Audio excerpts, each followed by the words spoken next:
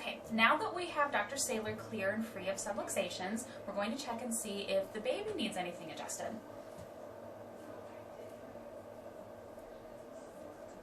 I'm just going to do a couple of things.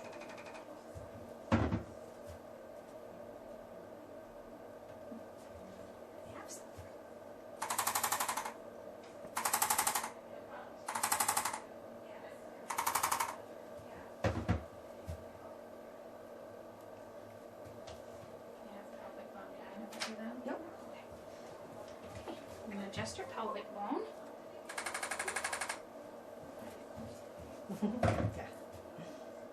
All right, and that's clear.